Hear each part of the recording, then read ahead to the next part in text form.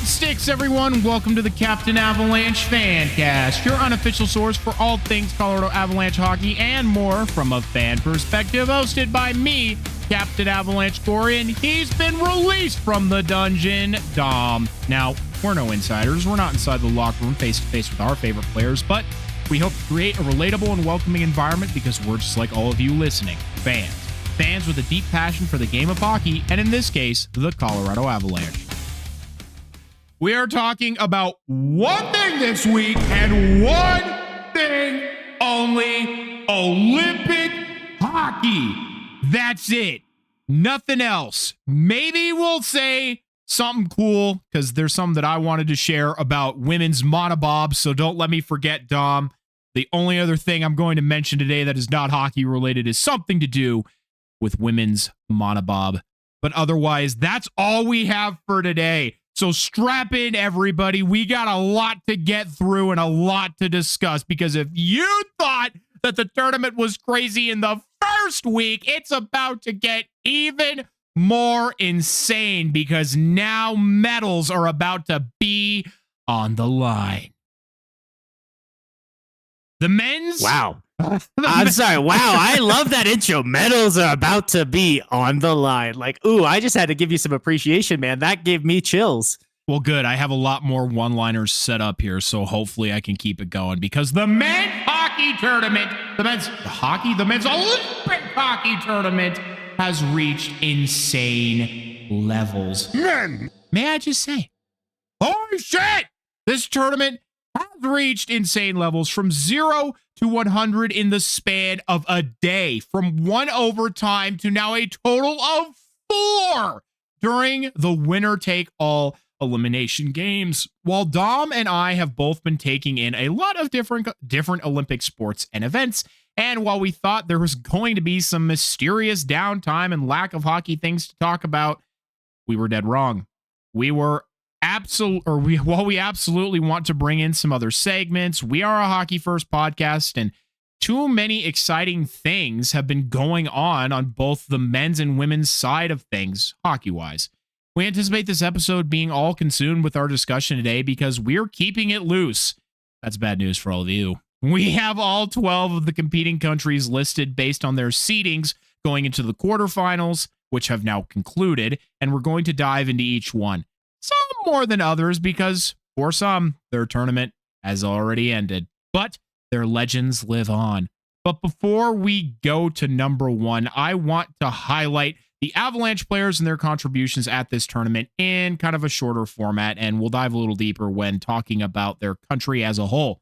First, all 8 of the Avalanche's representatives have scored at least a goal. Everyone. Some even in utterly massive moments for their countries, and most are contributing on a consistent basis. First is Marty Necas, who is actually 3rd in Olympic scoring with 3 goals and 5 assists for 8 points in 5 games. Nathan McKinnon has 3 goals and 3 assists in his games so far.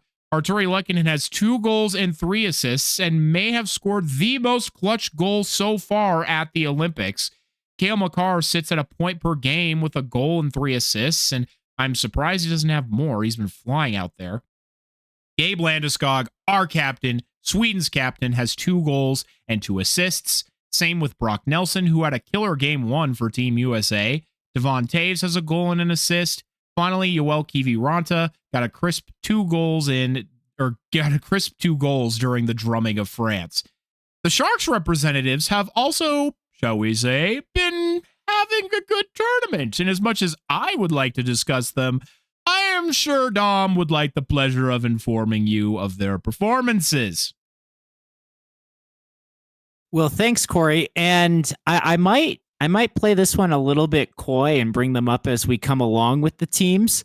Obviously, Macklin Celebrini is going to feature, and I have plenty of fun facts to talk about for Macklin tonight as we record, but it has been a good tournament for other Sharks overall, even if they're not showing up on the stat sheet as much as the Avalanche are.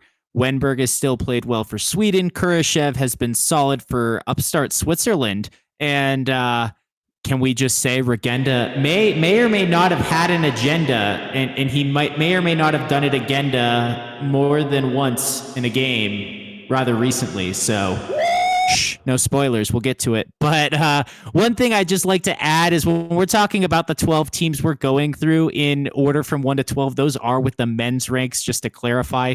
Since the women's field does have 10 teams and some slightly different teams that were in it, such as Japan. So I just wanted to put that clarifying asterisk to what you said earlier. I genuinely forgot that Japan was a part of the women's tournament. And you will definitely have to... Wait, you know what? Now that I'm thinking about it, where are the 2030 Olympics? They're in France, correct? 2030 Winter Games. They're in France again, correct? Yeah. So France obviously gets an automatic bid. So with that in mind, who would be the 12th team? Because obviously the only reason Italy was in it was because they were the host nation. France still had, a high enough national ranking to get into it. Who would be that 12th team on the men's side? This is one to think about. I think so. Potentially, I would look at a team like maybe Austria wasn't qualified here. They could be a team that qualifies. I think it's all dependent on whether or not Russian and Belarusian athletes remain excluded by the IIHF, because obviously both of those teams would potentially be in contention for a spot, especially some form of the Russian Olympic Committee. But Austria would be a team. Norway is probably not, but considering Sweden and Finland's big presence, it wouldn't surprise me if maybe one day we start to see Norway improve. It's just not quite their sport. They dominate all the skiing, of course, though.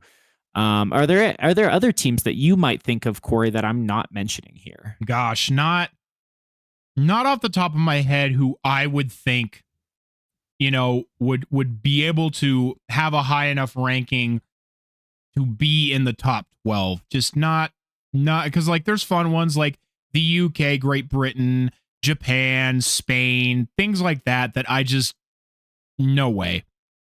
I just don't see it happening. So I would more hope for a Russian inclusion. Yeah, well, I'm with you. I would definitely hope for a Russian inclusion. I just quickly pulled up the IIHF for their Division 1 groups for the World Championship that aren't at for under 20s and such, not in the official top division World Juniors, right? A team that was close to qualifying potentially would be someone like maybe Slovenia. Ukraine has qualified before. Yes. Also Poland. Poland is the one that I felt like I was forgetting.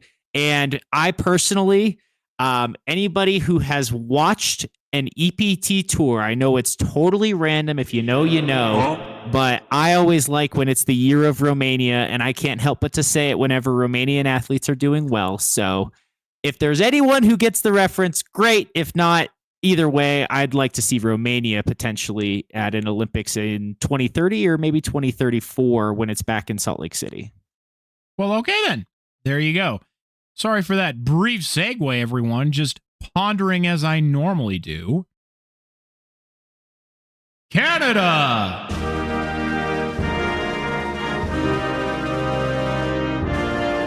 Oh, Canada. What? Game. I saw a great post by one of the many meme accounts that said if Canada had lost to Czechia, that Nick Suzuki would not have been able to sleep for 4 years, and it's true. He missed a wide open net to tie it, but thankfully he made up for it by tying the game later, and I think it was way more impressive. He had a great shift going in alone against the whole Czech team and getting it deep in their zone and keeping it there until reinforcements could arrive.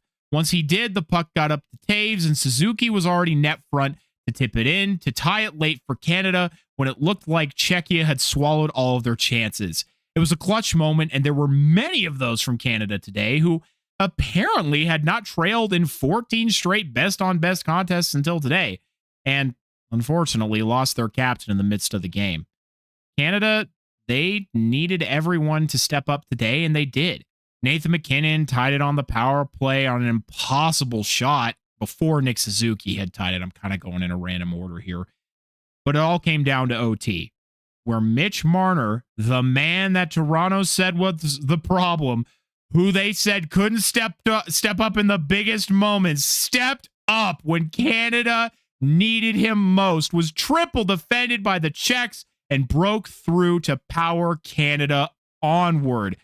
This team is amazing, and they are so fun to watch, but they're not invincible.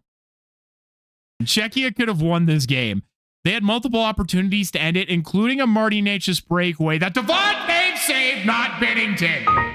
In slow motion, or in the slow-mo replay, Toews lifts Necas' stick right before he could get the shot off, so Benner only had to save the slider. But man, Czechia put Canada on the ropes. Now we'll see them take on Finland next. Canada, that is. And backing up, how did we get this matchup in the quarterfinals? Well, Canada did sweep their opponents in group play and in decisive fashion. I don't know if we really need to go into all of the games, but I would say they beat Czechia handily in dominant fashion the first time in their group play. They destroyed France as well on their way to the number 1 overall seed. And with the resulting bracket, that's where they drew Czechia again. I loved Marty Necas' comments, though, before this game, saying that Czechia intentionally let Canada win the first game because they knew they couldn't win 2 in a row. That is funny, while also being very down to earth at the same time. Like, this Canada team is too stacked to beat them twice in a row. So I don't think they actually handed Canada a win their first time, but that's the mentality they took into the second one is, hey, it's just as hard for them to beat us twice in a row as it is for us to beat them, right? So I love that energy that Czechia brought. I don't know if you have it, but there was some drama with Czechia coming out after the game with coach comments. We're not quite to Czechia. Are we saving that for later? Yeah, save it for Czechia. We're talking about Canada right now. While there is some overlap, with Canada and Czechia, let's mainly focus on Canada. And then, yes, we can absolutely get to the drama and comments of Czechia's coach, because I know exactly what you're talking about. Well, with that in mind, sticking on the Canada theme, there's too many fun facts that have happened in the last week for the Olympics, so I'm just going to sprinkle some of them in as I go, including from the women's side. I know we're focusing on the men's side right now, but on the women's side, how about Marie-Philippe Poulin, who is now the all-time women's Olympic goals leader with 19, having scored to put Canada up 1-0 in the women's semifinal match against Switzerland. So just want to give props where it's due there. I know we're focusing a lot here on the men's game in accordance with what we normally cover on the podcast, but to highlight the women as well. She's an all-star player, and I mean, one of, if not the greatest of all time. I think probably the greatest in Canadian history here, as we can see. But she's up there, and like, if for those of you who are American fans, think Hillary Knight. These are the matching equals going back for a long time here between these two national teams, and I just think it's really impressive to see. Canada definitely has struggled on the women's side, has looked very shaky at times, but Poulin's return really stabilized them to make sure that Canada for the women's could reach the gold medal game, because I don't know if they would have if she had continued to miss time, since she missed a lot of group play. To put in perspective Marie-Philippe Poulin's dominance, she is tied for 7th all-time in Olympic goals on the men's side. She has scored more goals than most men, and that's amongst all nations, with the number of goals she has scored in her Olympic journeys and her Olympic tournaments. So she is certainly, in my opinion, the GOAT of women's hockey, and most would agree with that statement. Yeah, I was being a little shy to say it, but I would also agree. She is the greatest women's hockey player of all time, and we have to enjoy these moments. I think she might play in France. She hasn't said that she wouldn't. I know there have been multiple players on both sides to come out and retire or announce retirement at the end of these games. So hopefully we'll get to see her play at least one more time in 4 years. But we've still got a gold medal game before that I'm sure we'll preview a little bit here later on. From the men's side, this is when I have to recognize my guy, Macklin Celebrini. Oh, yeah. I mean, man. So he's lighting the world on fire and just every Canada fan everywhere. First NHL player. I hate that distinction. I know I told you, Corey, but this whole Olympics distinction of first NHL player versus non-NHL player Olympics, I think it's dumb, but I'm going to say the fun facts anyway. First NHL player to ever score a penalty shot at the Olympics. He also surpassed Olli Mata for the most goals and Evgeny Malkin for the most points by a teenager in the Olympics, again, with the asterisks of with NHL players. Granted, he might still pass the all-time record as a teenager anyways, because he leads the Olympics in goals with 5 in 4 games and an additional 4 assists for 9 points total. That's 2.25 points per game against the best in the world playing for his country. Macklin is everything we say about him being a superstar, him playing on the same line as McDavid is just not fair because the two of them are leading the entire men's bracket in basically every category. It's one or the other of them. I have to say, man, I mean, it doesn't at all surprise me to see what Macklin is doing right now at this tournament. Not even in the least bit, to be totally honest with you. I think if you've been paying attention and you've been watching hockey, which, I mean, Macklin's a big name, so not at all a surprise, but to see this performance out of him is not at all a surprise. And I will say, everybody knows how I feel about Connor McDingle. I have grown a greater appreciation watching him play in this best on best tournament.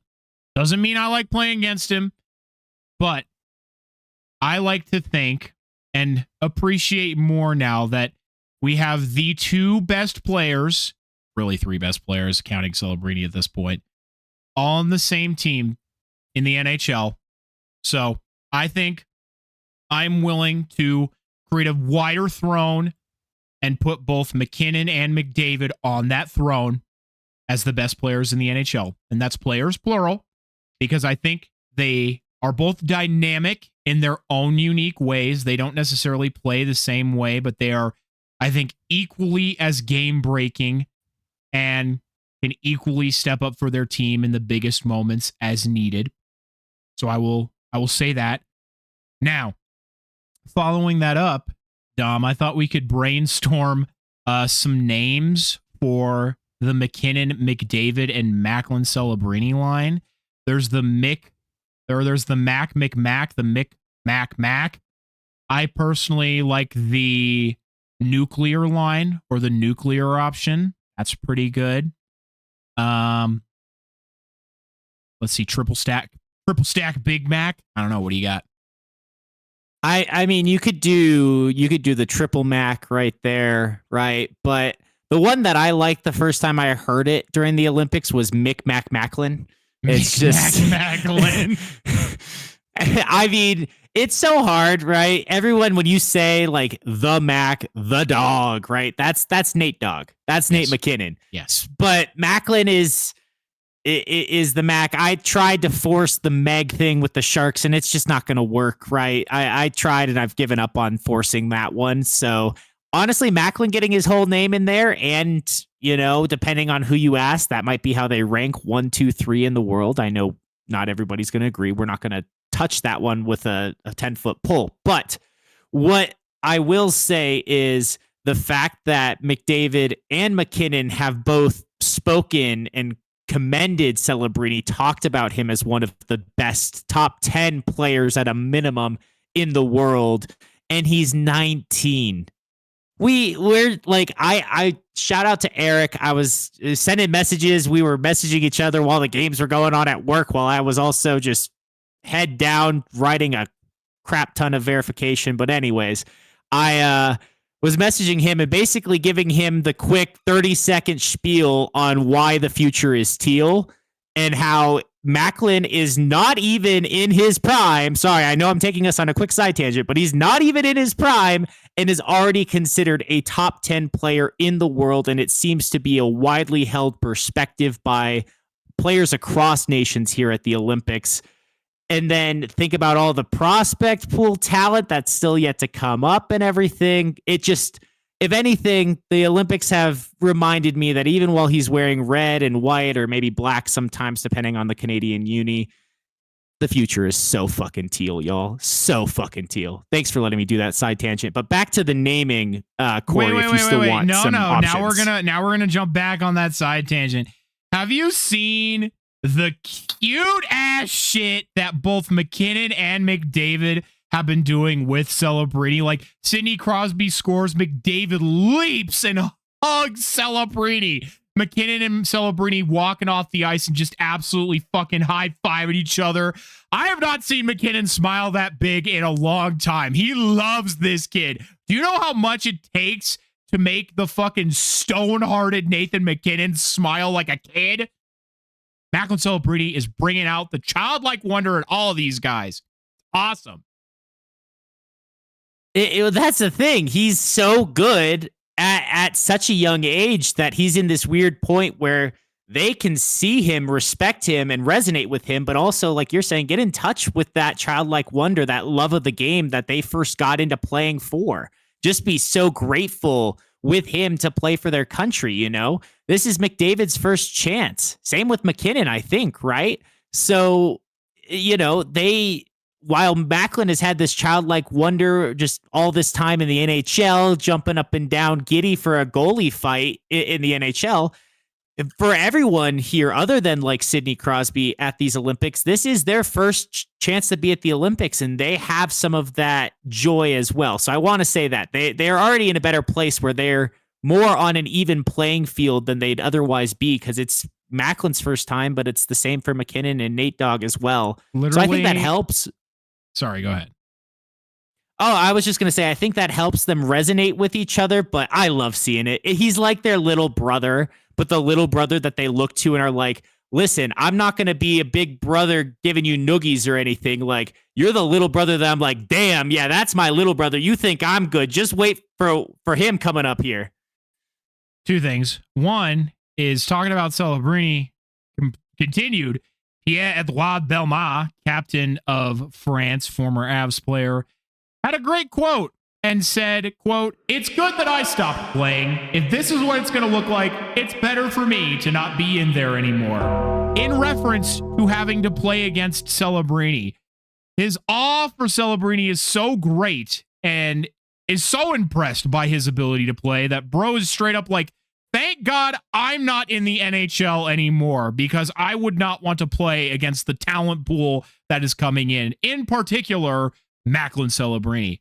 Second thing, I'm so sick of announcers, just like you're sick of, you know, the NHL player versus non-NHL player Olympic distinction. I'm sick of announcers being scored by a first-time Olympian. It's like, yes, motherfucker. The only two people on Canada's roster who have played in the Olympics before are Crosby and Doughty. It is easier to name who has played before because there are fewer of them. Virtually every NHL player who is playing in the Olympics has not played in the fucking Olympics before. Yeah, that is definitely, that has some triggering bits to it for sure. I think it depends on which broadcast crew you get. Because I have noticed how some of them change depending on which game it is, and the more high profile games get generally what I would consider to be the better announcers, but you know, they're still not immune to saying the same basic lines that I feel like they're told to say because it's the Olympics. And I wonder if that has a say in it or some impact, but yeah, I don't know. In any case, Canada is awesome. Yes, they had a stumbling block today in the quarterfinals against Czechia, but when we talk about adversity and overcoming, we'll see how Sid is doing with that injury, and hopefully he'll heal he's up. okay. And I still think Canada, for me, today's game does not change the fact that Canada should be the gold medal favorite to me. I don't think it changes that. As we go through some of the other teams, maybe there's going to be, when we talk about what the medal rounds are going to have, the matchups are going to be spicy though. But again, trying to get us back to where we started on all these side quests here. Seriously. Macklin. What other names?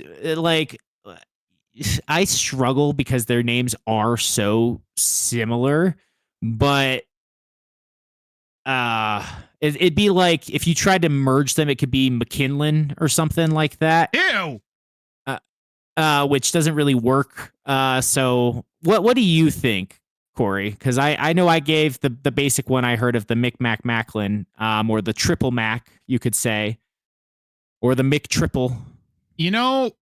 I'm gonna stew on it right now as we continue to go through the episode. I'm gonna stew on it, and I'm gonna spring it on you out of fucking nowhere.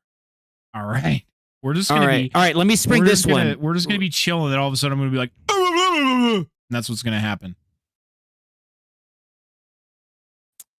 So there are two options, or just ideas for your brainstorming. We could call that line the Canadian Oppenheimer, or do something like the Manhattan Project, but with Canada. Somewhere in Canada that would be tying them all together.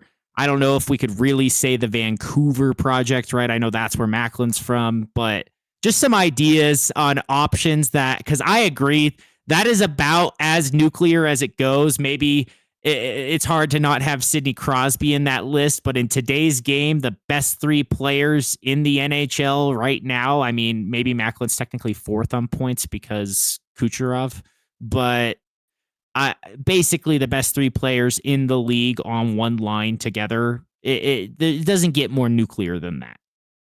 You're right. But for now, we'll move on to our next nation, the USA. There really hasn't been a game by the U.S. that they haven't had to absolutely fight to win. For some, that might be a good thing. For others, it might be a sign of cracks beneath the surface. To me, it can be a bit of both. It is the same thing people have said for the Avalanche, that going through adversity strengthens your team and teaches you how to win in the tough moments. And that may be true for the U.S. for their win over Sweden today. But in some respect, they do struggle out of the gate, and that has allowed lesser opponents to get early leads or the jump on them out of the gate. They have managed to overcome all these obstacles, however, and that is an important aspect to their game, but they have looked like they may get upset a few times as well. It is a sensitive scale that the U.S. seem to be riding on right now, and it is one that can truly tip either way over the course of the game. I will say that people are showing up for this team from top to bottom, including goaltending. Jeremy Swayman had a rough game, goal from center ice, but oh my God, what the? I'm okay. But Hellebuck has looked solid in each game that he has been in, especially in today's game against Sweden. The U.S. defense and defensive strategy was also and has been superb, and maybe the difference maker going into these games for medals. The top four are now decided. The question is, where will the U.S. land amongst that? There's a good chance they walk away with at least a medal, but there's a small chance they miss that entirely, but I do doubt that is going to be the case. Yeah, I think the thing for the U.S. is the relative, right? With Canada, I mentioned they destroyed France 10-2. We'll get to another country who shellacked another country from Group B as well in the most dominant beatdown of the group play.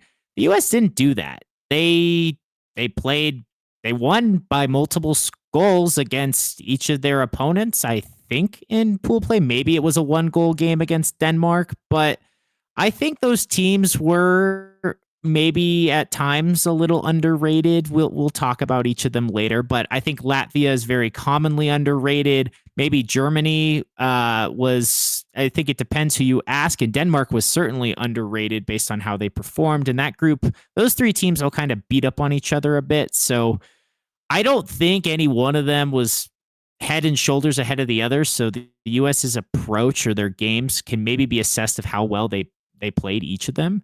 But I was not surprised by today's game against Sweden at all. When you think of these countries in the Olympics, the two best countries for defense, and if I looked at their goaltending of the three goaltenders they were bringing top to bottom, I would say hands down, goalie and defense are between Sweden and the US. So I expected a low scoring game. I expected it to be close. Maybe did not expect overtime to be forced in the last couple minutes of the game.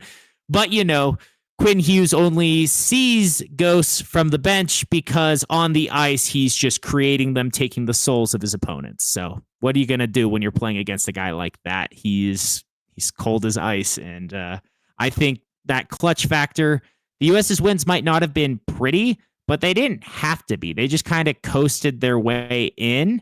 So I can see both sides of the argument. I agree they're nowhere near as dominant as they were expected to be, but possibly that's just because of the comparison to Canada. And if we look at the remaining competition, we'd probably still rank them as the second best team, which is where they're seated. Yes, I would agree, but I do disagree in the fact that, I expected them to beat Sweden. I genuinely thought, and I mean, Sweden proved it, that Sweden could have won this game today. And I still think they could have. And without getting too far into Sweden, because boy, oh boy, we will get to Sweden. I think Sweden could have won this game. And I mean, there were several moments where it maybe could have gone the other way. And boy, oh boy, we would have heard about it with the U.S. being eliminated. And this is how I know who I'm truly rooting for in this tournament, because when Canada went to overtime against Czechia, mind you, there are Avalanche players on 5 different nations. I want an Avalanche player to walk away with a medal. And right now there's, I think, 100% chance at this point. Yeah. Because of the 4 nations remaining, there's an Avalanche player on 3 of them. So no matter what, there are Avs players walking away with a medal. But that being said, I know that I'm rooting for Canada because in the OT for Czechia, my heart was pounding. I was terrified that Czechia was going to get that upset and win this game. And they almost did. But when I was watching Sweden versus the U.S. in overtime, I was unbelievably torn. Because, yes, obviously, U.S., it's my home nation. I don't want them to lose, but then I didn't want to see Sweden lose either. It was a very hard watch for me and very emotionally taxing up and down. I genuinely didn't know how to feel watching it happen. And then Quinn Hughes obviously rings one off the post. And Quinn Hughes has turned into Cool Hughes, as now he's walking around with the sunglasses to block out the ghosts and the haters, I guess. But yeah, I disagree. I think Sweden could have won this game today, maybe even should have won this game today. I think they have comparable defense to some nations, although I think the U.S. does have some claim to the best. But I think, third to second best defense definitely goes to Sweden for top to bottom defense if it's fully healthy. But yeah, that's just how I feel. Well, I'll say this. I think we actually agree in that Sweden could have and maybe should have won this game. And again, not trying to get too into the reasons why maybe they didn't. In my opinion, this was the toughest draw for either of them. Yes. Either country, both Sweden and the U.S. having to get each other in the quarterfinals. Neither wants this. You expect this to be a medal round type of match. And that's because of how the group shook out, part of how Sweden played in their group and the unique Olympic tiebreakers, right? That I figured them out, everyone. I was able to predict the full 1-12 matchups for the qualify round, they called it. I guess 5-12 matchups. But anyway, so I agree with you, actually, that I think Sweden could have and maybe should have won this game. I don't think the U.S. is this crazy dominant team. I guess what I'm saying is I expected a low-scoring game. I expected it to be close. I expected a nail-biter. Shouting out the same Eric, he can tell you I predicted that the U.S. game might go to OT, having seen the 2 prior games go to OT. I'm like, well, shit, if that's the type of day we're having, why won't this one go to OT? From my side, this is the first time I was actually chomping down on my nails for more than one country because I was just equally stressed watching both Canada and the U.S. So like you, I was struggling a little bit, but for me, it's a different reason because now it wasn't just one country I was stressing out about, but I'm actually invested in Canada's success. I will admittedly, in years past, have been praying for a Canada loss to improve the US's odds. But having gotten older, I prefer to see the best on best, and I still think that is potentially what it would be. Though the semifinal matchup the US has against our next country, I do think that country is a very, very feisty and spicy team that is hard not to root for. Yes, you are certainly not wrong, which is why we will be obviously paying close attention going forward. In terms of scheduling, everybody, in case you don't know, Finland and Canada will face off at 8:30 a.m. Mountain Time on Friday, and the Slovakia and US game is at 1 p.m. that day. So keep an eye out for those. I might actually be getting up early on Friday because I want to see the game in its entirety. Because man, I do expect these to be entertaining. If they're anything like today, I anticipate them to be equally as entertaining. Yeah, absolutely. That was crazy. It sounded like you just turned into goop mid-sentence there because you kind of cut out. So it was like, yeah, absolutely. Yeah, I've watched my internet cut out on 3 different occasions, so I wasn't sure. I was just like, I couldn't hear anything, but I was like, I'm just going to wait it out. And he's gone again. All right. No, we're good. What? We're good. It's not even flickering. We're good. Okay. We're good. We're good. We got you. But speaking of Slovakia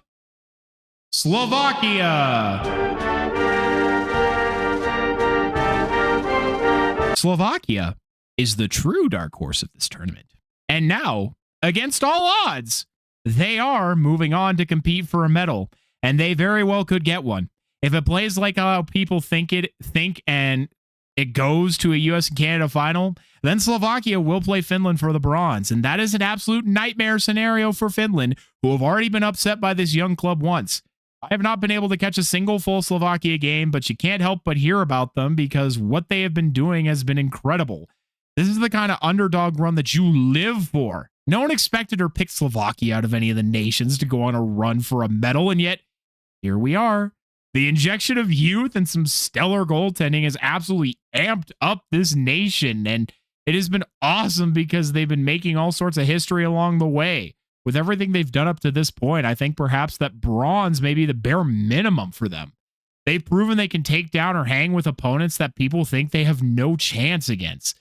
They were also the only team to beat their quarterfinals opponent in convincing fashion, and their game didn't require OT. They are operating as a unit right now, and they have 2 dangerous things: belief and momentum. They believe in themselves. And with the major victories they have already gotten, they may just power themselves to 1 or 2 more massive victories. Certainly so, Corey. And I think for me, this is with having what we did talking about on our prior episode and some of the research I was doing for that, I maybe think Slovakia was slept on, and this should have possibly been, we should have seen this one coming a bit. Yes, they were in a tough group with Sweden and Finland, right? And those 3 teams tied with 6 points, and Slovakia happened to score just 1 extra goal in their matchups against those to get the tiebreaker to win. And who knows how this goes if they aren't the 3 seed and they don't get the initial bye in a good matchup. Let's be real, a good matchup against Germany in the quarterfinals. But considering the amount of experience, the fact that they did go and win the bronze over Sweden, yes, I understand there weren't NHL players there, but they still have a lot of those players. They only added really great NHL talent, especially on their defensive side. This team was definitely underrated up front, but now when we think about, I think we should have been ranking Slovakia ahead of Czechia the whole time based on how they both played. And I know we'll get to Czechia, but they're certainly in the same conversation. And I'd argue it used to be a 2-horse race and then kind of had 4 nations, and you bring in Sweden and Finland at times, and they're always seen as following the US and Canada. In reality, it's not always the case. I know we're not there yet, but Finland's the defending gold medal champion.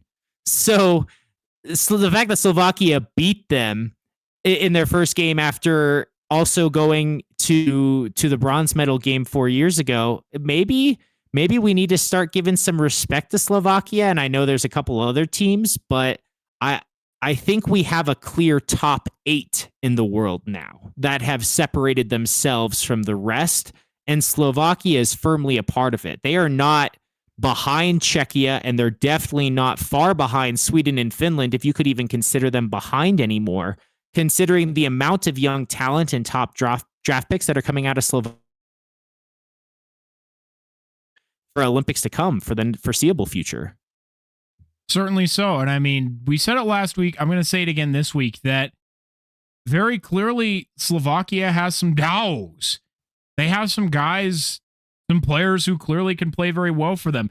And it was funny because Dalibor Dvorsky was a bit of a meme going into this tournament because when you saw, people talking about every nation, they were like, Canada, one of the greatest teams ever assembled with the 3 best players on the planet on the same team. USA, greatest defense of all time. And then they go, Slovakia, Dalibor Dvorsky, trying to make fun of it. Dalibor Dvorsky, Dom, and correct me if I say this incorrectly, has the most points in an Olympic tournament by an NHL rookie, has the most points by by a Blues player representing their club. What part of this am I missing? The only part you're missing is that those 6 points in 4 games as a rookie passed the record held, or a joint record tied, by Alex Ovechkin, Sami Vatanen, and Olli Mata. But he is breaking an Ovechkin record. And yes, it's the Olympics and whatever, right? But Ovechkin leads the league in goals, and he has more points than him as a rookie. So who knows where Dvorsky's career could go? It's obviously way too early to see. Also, the only one you missed is that he is the youngest Slovak goal scorer to score at an Olympic Games, again with the asterisks of with NHL players. So maybe that's why you left that one off. But yeah, I know it was all in the memes and in the fun on social media, and I didn't quite know or understand what I was coming for where it was coming from with the Blues struggling so much. I had not been aware of the Dvorsky hype, and I was just seeing stuff on social media like, are people just liking his name or what's going on? But kid is shown out. I mean, he's 20. Think about Slavkovsky's 21. These guys will be playing for, assuming NHL players continue to be at the Olympics, at least 3, probably 4 more Olympics for Slovakia. So that's part of why I say this country is not going anywhere. And while we're talking Slovakia, I just got to mention the man with the agenda, Pavel Regenda. He did it again. 2 goals and an assist today in the win against Germany. He matched Germany's goal total in the game, and so was involved on enough goals to beat Germany outright. So it's not just these star players, but their depth pieces play really well when they're playing for country. And Regenda is the most obvious example that comes to mind for me as a Sharks player, but their whole roster has been like that and has been showing up consistently as a team. So players might not be having these great shining games every time, but somebody is always showing up in addition to the efforts being done by their star players of Dvorsky and Slavkovsky. Well, not to mention with Dalibor Dvorsky, the one other thing he did was clinch the group lead for his team.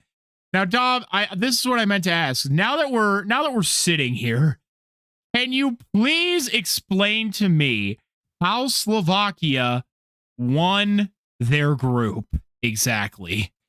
Because I would have thought, yes, with the goal differential and the way it was supposed to work out, that would have gone to Finland, who obviously took second in their group. So how on God's green earth did Slovakia get the win?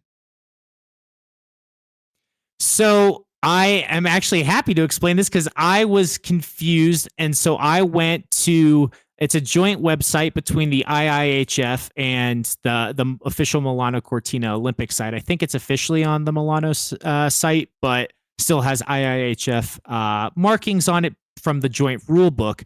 And that's part of it, is that the NHL and IIHF came together and had agreements on certain rules and how they were going to be implemented. The NHL sent, I want to say it was 7 referees that are NHL referees to be part of the referee team. That was part of a condition Gary Bettman had negotiated. And so the IIHF, some rules, conditions were there as well. And so the tiebreakers was not determined to just be goal differential, but goal differential among tied teams.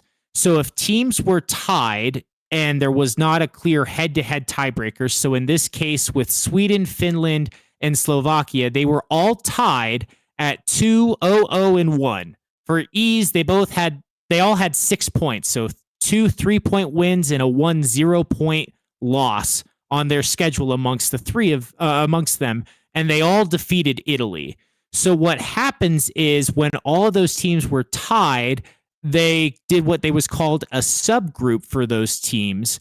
And and that's where they would look in the direct games and see how they ranked accordingly. Since they tied amongst those 3 in a subgroup, then they went for the better goal difference in the direct games amongst the tied teams. So what the difference is that, excuse me, Slovakia beat Finland 4-1. Finland turned around and beat Sweden 4-1. So Finland had a 0 there on theirs, whereas in Slovakia's other game, they beat Finland 4-1. They lost to Sweden 5-3. That last goal from Dvorsky that made it 5-3 meant that looking at just those 2 games against Finland and Sweden, they had a net +1 goal differential. And then Sweden came in last with a net -1 goal differential, having only scored a net +2 against Slovakia and -3 against Finland. So rather than doing the full goal differential and considering all of the goals or lack thereof that each of them put on Italy, they take that factor out of it to say, Italy's not part of this running. They shouldn't be a factor in this. We're going to decide who's the best among the 3 of you by only the results amongst the 3 of you, thereby weighting head-to-head a little bit more heavily with the tiebreakers in this system, while even though there's no clear way to break a 3-way tie. That was their solution. That was needlessly complicated and convoluted, and I don't like it. But it does make sense the way that you have explained it, but I don't like it. And therefore, I have decided that I would now like to move on because that hurt my brain. Fair enough? Yes. Let's move on. Although one last point of order, I must say, had somehow the next layer in the rule that makes it even more complicated. Of course. Just because I looked it up and now is my forum to say it. Had they somehow still been tied on net goal differential, then it would have gone to whichever team had scored the most goals amongst those 3. So if they all were equal on goal differential, it would just simply become most goals for, again, in that pod of games. And I think somehow if they were all still tied there, that is only when they would consider the results against Italy. So crazy series, but let's move on. But anyway, it was a fun research for me trying to figure it out so I could predict the qualifier round, as they called it. Certainly so. As Patrick Starr would say, Finland!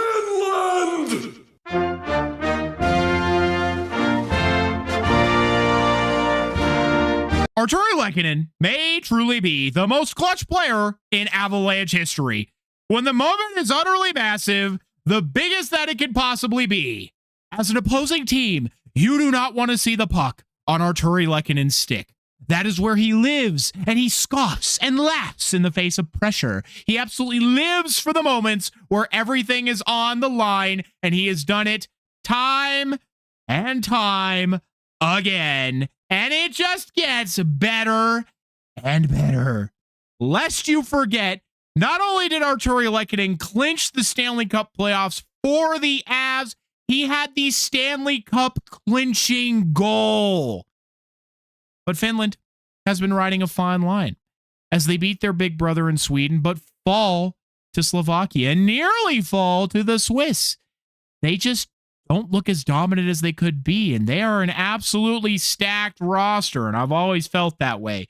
The Finnish presence in the NHL is composed of some of the best players. And even without Sasha Barkov, it is still a deep roster with some, as we said, clutch players and elite goal scorers. We've seen them show up, just not consistently. That is what Finland needs a bit more of, consistency. Yeah, they were the team that wailed on Italy for 11-0. But, they after falling to Slovakia in the first game, I think it's kind of like they got their bell rung, because then they turned around and whacked Sweden and then dumped a bunch on Italy, right? It's up and down, and they probably I don't know if they deserve to lose to the Swiss, because they were the better team for large portions of the game, but they also trailed by 2 for the majority of that game. I felt so the Swiss that's a tough locked one it for down me. pretty hard, though. Well, they did, but I think the Finns still controlled some possession past a certain point, and so maybe it was coming, but certainly was as a comeback. It was a very impressive and late game comeback. I think it speaks more to Switzerland potentially, but we'll get there. For Finland, though, it's hard to say that they're the 4 seed right now, but it's hard to feel like they're not in it. They're the defending gold medal champs. They do have plenty of players with that clutch gene, as they showed, and as you mentioned, to be able to score and force overtime and then do it again in overtime. So, it's hard with Finland. We thought that they are, at least I was saying that they maybe were a little overrated coming into the tournament and underperforming, and then they turned around and whacked some people, and then I got really confident in them, and then they turned around and almost lost to Switzerland. So I've realized that whenever I feel like I know what's going on with Finland, they do something different just to prove me wrong. So I'm not going to try and say for certain. And I mean, that's kind of where I'm at as well. It's like, I'm being somewhat critical here, but they're the ones in the Final Four here. And I mean, had they gotten a different draw, would it have ended differently? Maybe so. But I mean, they're the ones staring down the barrel of a medal at this moment in time. So, clearly they still are able to get it done. But for me, obviously having to win the game in the final 5 minutes is not necessarily the formula for success in best on best hockey, but that also proves that they can do it. So it proves that the Finns are not out of it until the clock finally hits 0. And I mean, ultimately they've only lost 1 game. It's just, unfortunately, to a team that you may very well be seeing again. So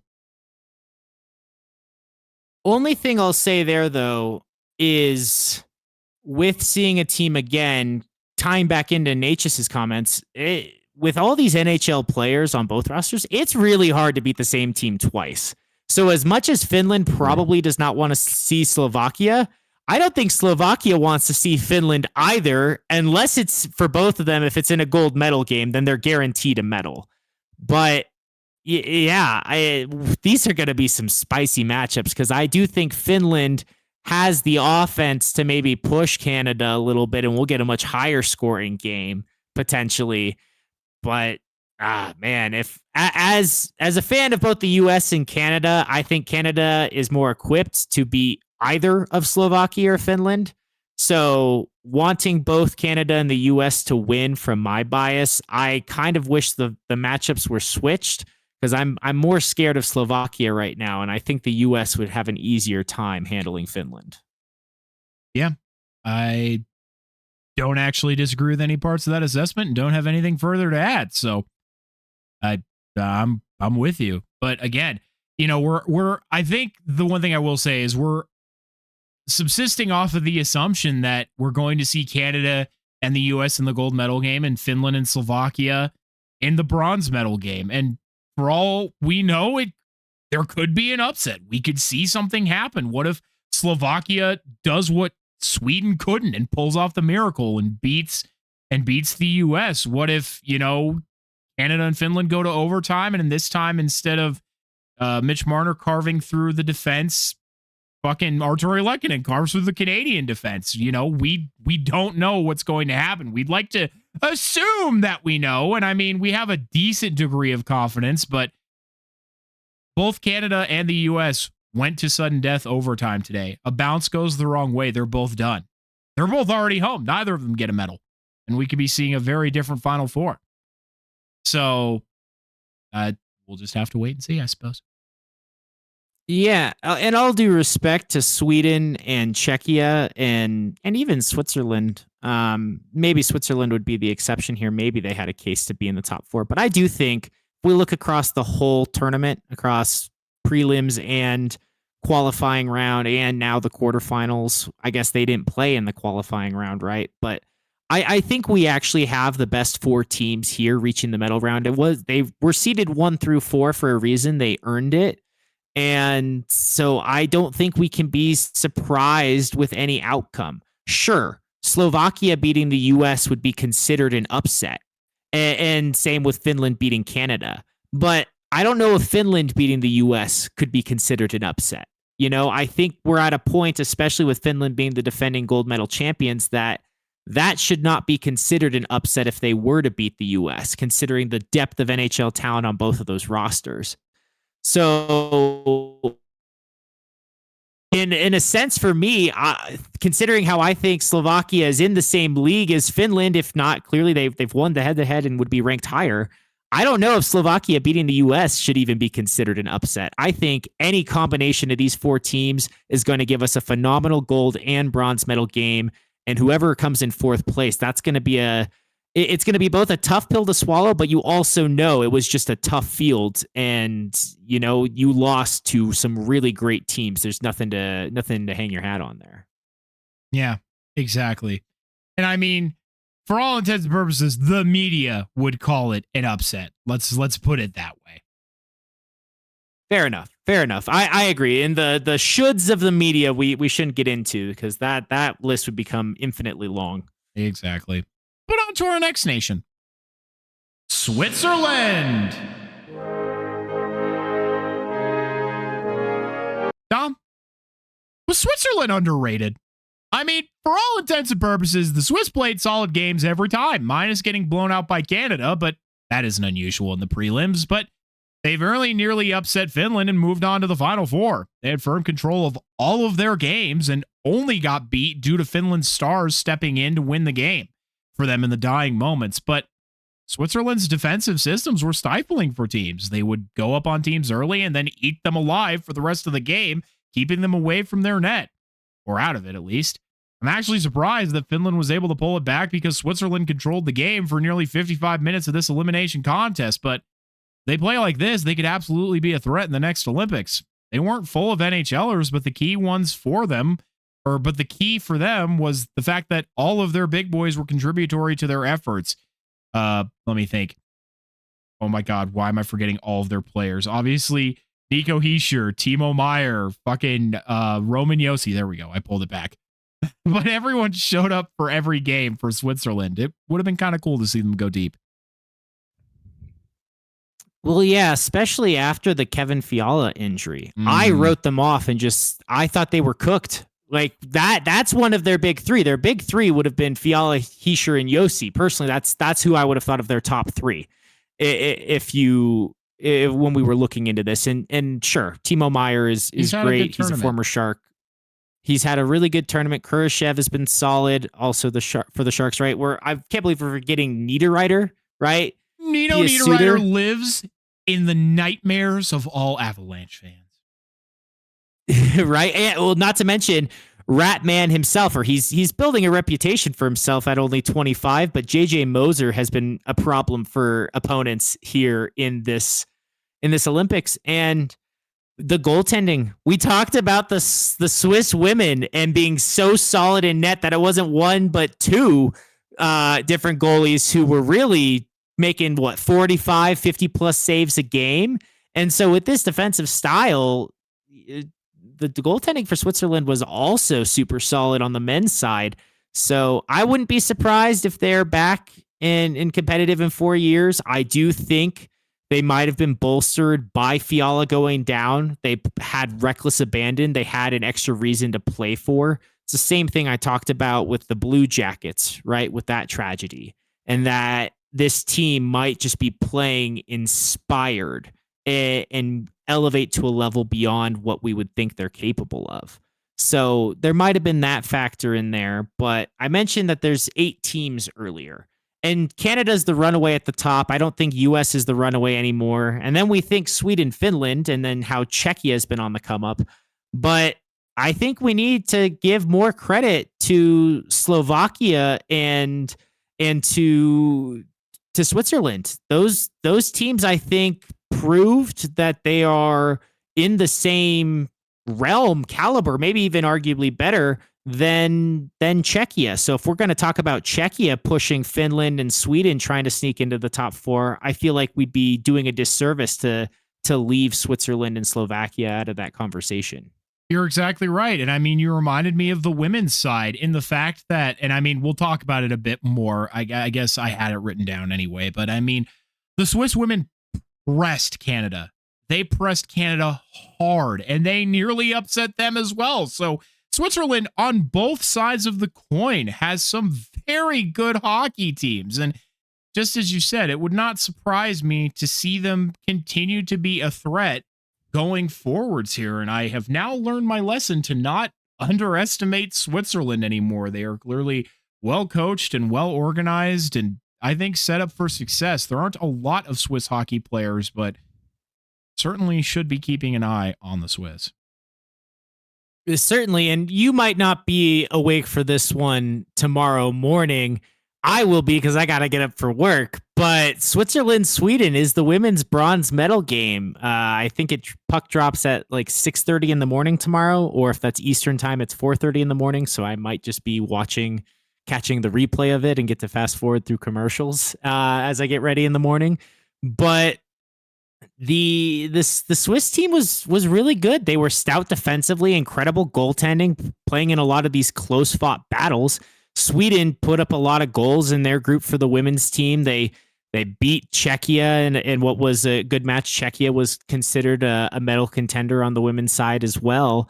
And it only took the U.S. and the U.S. women, who have just been in a league of their own this Olympics, to take out Sweden. So I think that's going to be a compelling game of contrasting styles, and we'll see which one wins out for the bronze medal. Either way, though, it's a nice little shakeup. It's fun to get one of those teams winning their second bronze, seeing as normally or historically it has been primarily Finland trailing behind the U.S. and Canada. So the improved parity in the women's game has been wonderful to see through this tournament. Absolutely. But moving on to our next nation, Germany.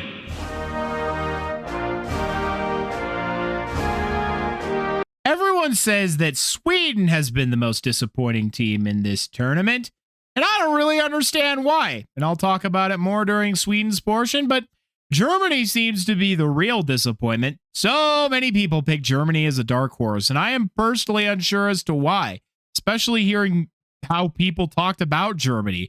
In essence, every time a conversation on Germany came up, it was that Leon Draisaitl basically needed to step up and do it all. You cannot expect your team to win when all your hopes are riding on one player and you completely disregard the depth. Leon and Tim Stützle overall still had a great tournament and in terms of their contribution to the team, but they can't do everything by themselves. I think Germany could have made some noise, but they were just lacking overall. So it's funny to me how much people gassed up Germany just to be like, yeah, they'll win if Leon Draisaitl single-handedly takes over every game. This is best on best every single game. Most of the time, day after day. Leon Draisaitl's a true game breaker, but there's only so much one man can do.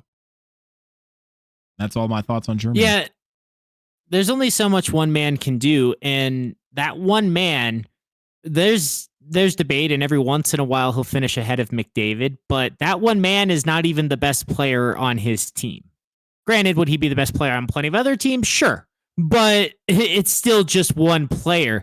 Slovakia now has more depth and more star players that I mean, Slavkovsky moving forward is going to be talked about for years to come and in a similar light as we talk about Leon. So I don't think it's actually that crazy where Germany turned out. The only thing I think made it favorable is everybody was going to underrate the Latvians and the Danes. And I think, one, people need to stop underestimating Latvia because they're a tougher test. Yes, they don't often have the best results, but they are always a tough out no matter who they're playing. And we know the history of how they've been able to beat Canada time and again. But the Danes were a bit of an unknown, so I think a lot of people expected that the Germans would be able to overcome Latvia, be able to overcome the Danes and finish second in this group behind the US, and they still finished second in this group. Technically, that's why they got the 6th seed and made the final 8, but I don't know. We'll get to it technically, but when the Danes and the Czechs played in the qualifiers and seeing the group play, I think the Danes showed that they were a better team and more stable, consistent build. It wasn't just this drop off from 2-star players all the way down to the level of the rest of the team. So there was more chemistry and harmony in how they played in a team sport. And I think that's really Germany's problem is they don't have enough of a team around those star players to consistently be able to perform. He might be a game breaker, like you said, but he can't take over every game. You want your game breakers to be able to take over 1, maybe 2 in the biggest moments, right? And you count on them to win in overtime in an elimination game and then to get you the goal you need in the gold medal game, right? That's like the most you want to count on your game breakers for. Because sure, they might do more, but expecting more of them is just building yourself up for failure and disappointment. Yeah. And I mean, look at Canada today, who obviously started the scoring. MacLeod Celebrini, who tied it initially, Nathan McKinnon. But then take a look at who tied it later. Nick Suzuki from Devon Taves, then who won the game, Mitch Marner.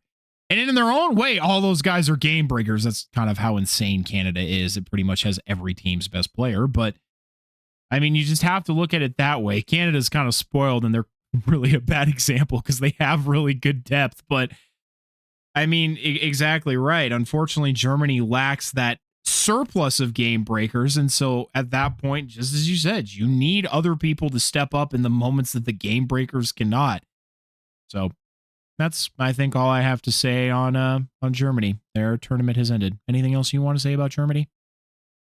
I guess just as a last thing and tying it back into my prior point is if I looked at this and I was power ranking these teams 1 through 12, I think France and Italy are definitely below and at the bottom, and they still had some fight. They showed more fighting games than maybe we expected, but I think if you're looking at 8, 9, 10, it's probably that trio of Denmark, Latvia, and Germany, considering all the teams I mentioned that are ahead of them, right? So their consistency, their average player talent was nowhere near what Switzerland was showing. And I think the Danes showed better. I'd probably put the Danes at 8, maybe the Germans at 9 and the Latvians at 10, but I hate underrating the Latvians. I might have power ranked the Germans at 10th, honestly. And that's the thing is that group, other than the USA, probably would have been the easiest to win for any of those other, or easiest to move on from for any of those 3 teams, because you had just had to beat the other 2, and they're not at the level of Switzerland or Czechia. Like we talk about Group B, and that one was definitely the most stacked group. Sorry, Italy, that you had to deal with all of Slovakia, Sweden, and Finland. But then you look at Group A and you look at Canada with Czechia and Switzerland and how things have turned out. Czechia and Switzerland were both good. Maybe Czechia underperformed a little, Switzerland overperformed a little, but I think both of those teams were head and shoulders above any of the 3 teams in the US's group. So that also, way back when, speaks back to why the US should have question marks and a little bit of concern. It's just not automatic to get to the gold medal game, like you said. So just wanted to tie that all in there, and part of why Germany was probably such a disappointment because they had the easiest ability to win 2 games and get a better position. But they didn't. Sweden! Sweden's coaching lost them this tournament. Plain and simple. Many felt, as did I, particularly after their first game, that Sweden had more to give, more cohesion to find, more dominance to unleash. And I think it was still there. And I think it had nothing to do with the players themselves being unable to find it, but due to the foolishness and short-sighted coaching decisions that made virtually no sense. Sweden's coach kept many top players off the ice for seemingly no reason. For example, in Game 1 against Italy, he refused to deploy Philip Forsberg. Philip Forsberg, who has been Nashville's leading goal scorer on multiple occasions. Today, in an elimination game, held out Jesper Bratt until the third period and shifted his players in all sorts of unthinkable ways. I want to say more, but I'm simply angry, as I'm sure that, and I typed this right after Sweden lost, as I'm sure the Swedish players are as well. I had to see a sad Gabe Landeskog, which I hate. He had a shot straight at the goal in OT, and he didn't get everything on it. He whiffed. And who knows what would have happened had he done it. Markstrom played well, but the goalie decisions earlier made little sense for Sweden. They had Wallstead. They chose to put Gustafsson in for 2 games in a row after he looked shaky in Game 1 against Italy of all teams. Their coach, Sam Hallam, could not coach this team again. You can take that shit to the bank. Yeah, I'm with you. And this rant, I'll try to keep it quick as well, because I'm with you. Philip Forsberg, you should never be riding the bench. Should just know this is what we talked about with Canada having 4 first lines. You might not have 4 first lines of the best player on their team in the NHL. Ooga booga, Canada has them all. Wah. You still have a top tier amount of depth that you are rolling 4 lines and not worrying a damn thing about it because you have the talent on the roster. Don't try to split hairs. Also, when you have multiple players from the same franchise in the NHL on your roster who play on the same line together, maybe don't split them up. Maybe say, hey, look, there's plenty of evidence of this chemistry. I can rely on this, and I'm gonna. It's baffling how bad of coaching it was. You want to get everybody into the game, in the group play, especially when those aren't elimination games yet, so everybody can get a little feel for the game, can get in the zone, can warm up in a sense. So it doesn't matter who they exclude. Excluding anybody is a mistake from any game for any amount of time. Finally, the last little bit of the rant, I'm with you. Again, in that group play, if you're trying to figure out your best roster for when it matters in elimination and you're not as worried about your seeding, then you should play all 3 of your goaltenders once. Gustafsson did not look good against Italy. 12th place Italy. And then you're going to play him again when you have Wallstedt and Markstrom. I was happy to see Markstrom. I thought he played well. I thought he deserved the start today against the U.S., and he played really well in that start. No, not a lot of criticism for Markstrom, to be honest with you. Exactly, but it doesn't excuse the fact that Wallstedt should have seen the ice in one of those prelim matchups. It's just plain and simple. And yeah, I mean, the rest has been said. He should not coach this team again. And I really hope if the Sweden players, I hope a guy like Landeskog, guys like Hedman, who are these veteran leaders on the team, can speak to whatever powers that be and get themselves a better coach whenever they next play for country. And I mean, that seemed to be, I think, a shared sentiment from players. There were whispers, and I'll be interested kind of to see as these games wind down to see if there are comments from players about it, because it just, I mean, we've already said it. What's the point in me kind of going over it here all over again? We all saw what happened, and the result is exactly what you would have expected from those kind of decisions, to be totally honest with you. So it's disappointing. I would have liked to see Sweden move on personally. Not that, I want America to lose, but it would not have made me sad, because Landeskog is one of those players who's up for the triple gold club, which I made a mistake. It is not a World Junior Championship per se. It can be, but it is players who have won a World Championship gold, a Stanley Cup, and an Olympic gold. So that is the triple gold club. It'd be cool if Landeskog could get that. I do think he still has another Olympics in him, thankfully. Landeskog, I think, is 33 this year. Yeah, I think that's what you said last time, either 33 or 34. Landeskog. 33, yeah. So, I mean, he, by all means, I think in 4 years, he'll obviously be towards the end of his career, but there are plenty of 40-year-olds in this tournament. So I think he very much has the ability to play in another Olympics, but it's likely that, the next one is his last shot to do it. So, as much as I love Canada, as much as I love other teams, I do really want to see Gabe Landeskog get an Olympic gold at some point. And to see him crushed after that game just makes me think that a Stanley Cup will heal all of those wounds. So here's hoping going forward. Yeah, here's to hoping the Avalanche hoist the cup and do that for Gabe, and he can put it over his head again and pass it off to the boys. Only other thing I'd say here with Sweden, and I think they and the US both, I said it before, they got the toughest draw, just both of them. I think they both got a little shafted on matchup because of how the Olympic tiebreakers for seeding worked. Again, I went diving down this rabbit hole, and seeds 1 through 3 were automatically going to go to the winners of the group. Fine. And then the other bye went to the top second place team.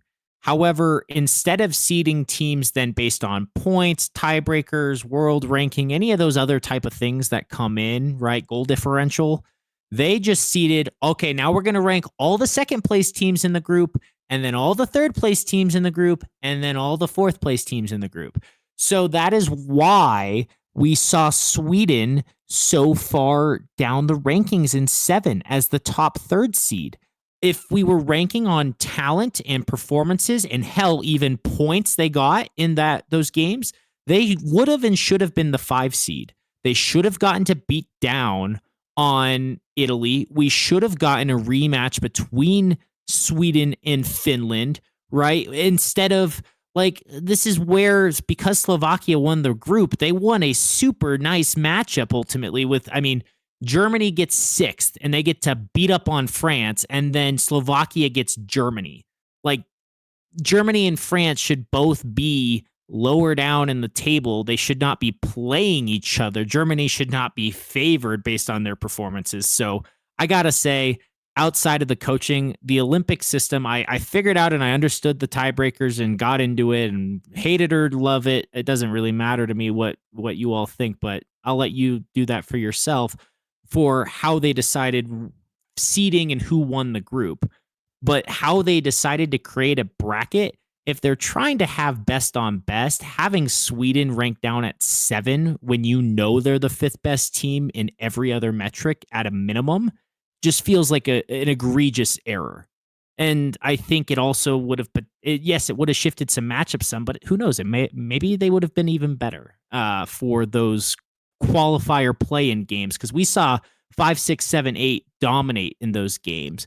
Maybe if some of those games, like the 5 and 6 might have beaten up, but the 7, 10, 8, 9 games, who knows? Those might have been a little bit more exciting. So that extra round of play we had, if you will, could have been more eventful. So that's my only other gripe. I hope the Olympic Committee fixes that in the next 4 years so that a third place team that has more points than the other second place teams can be seeded accordingly to how well they performed. Man, and people think the NHL playoff format's bad.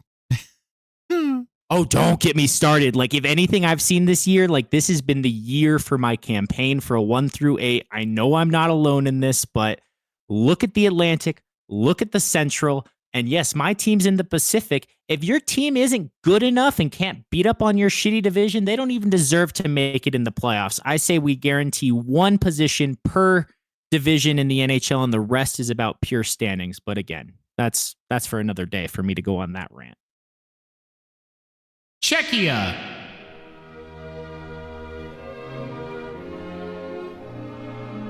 They were this close to greatness. This was another true dark horse, and I think if Czechia had played any team except for Canada, they would have won. They certainly did not deserve to lose, as they played an absolutely excellent game against what some are calling, quote, the greatest team ever assembled, close quote. Although, I'll only begin to agree with that assertion if they actually win the whole thing. But man, Czechia in this game almost made Martin Necas' words come true. Just like Dom said earlier, that Czechia had to let Canada win the first game because there's no way they could beat Canada twice.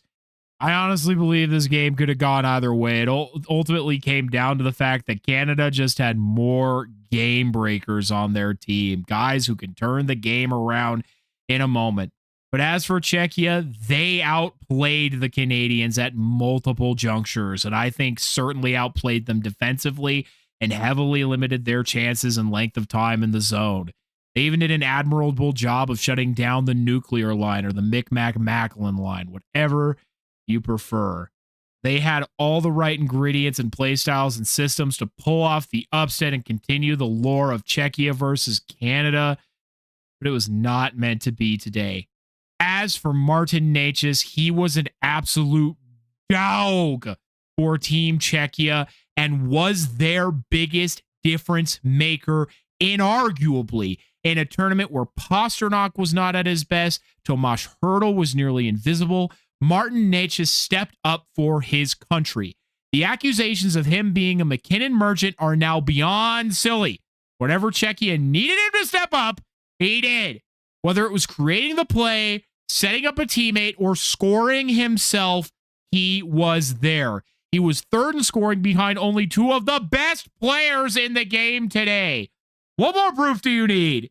He would have had more points had Czechia advanced. Being unshackled from McKinnon allowed Marty to show everyone his elite talent belongs to him and isn't a product of someone else. What this hopefully means is that when the big moments and games of the playoffs roll around, this is the Martin Necas we'll see.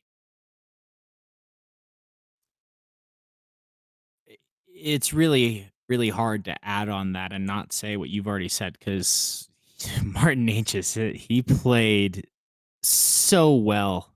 He really did.